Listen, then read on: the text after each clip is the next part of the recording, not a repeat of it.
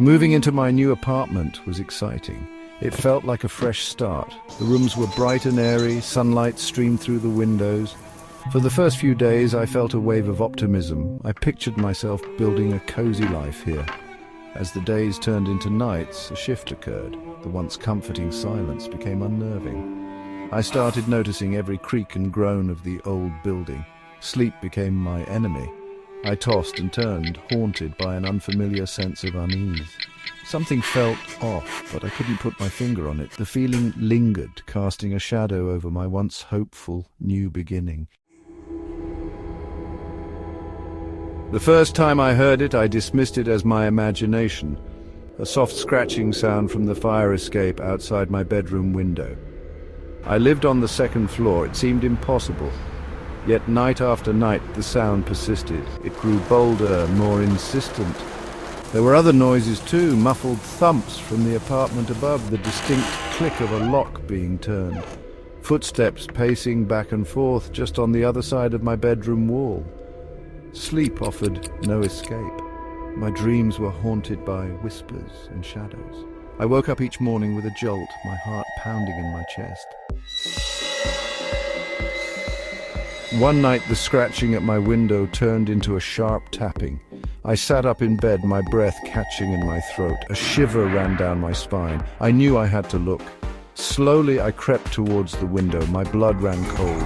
Pressed against the glass was the outline of a man.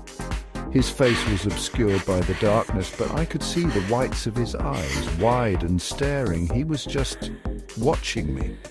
Panic surged through me. I lived on the second floor. There was no way someone could be outside my window, unless he was already inside. I didn't sleep that night. The image of the man at the window was seared into my mind. As the sun rose, I tried to rationalize my fear. Had it all been a bad dream? I started to clean my apartment, desperate for a distraction. That's when I found them. Hidden in the back of my closet, behind a loose floorboard, was a small box. Inside, I found a collection of disturbing items.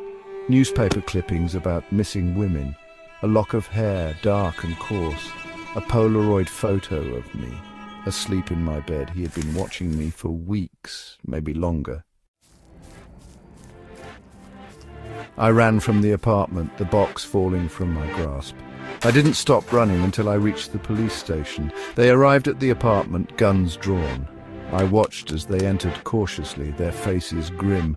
It felt like an eternity before they emerged. "He's gone," one of the officers said, his voice heavy. "But we found another way in, a crawl space in the basement. It connects to all the units." He paused, then added, "You were right to be scared. This wasn't random.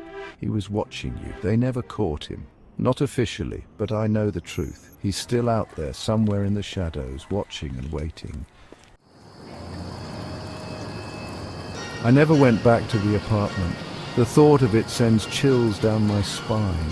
Even now, all these years later, I can't shake the feeling of being watched. I've moved on, built a new life, but the fear remains, a constant reminder of the man at the window.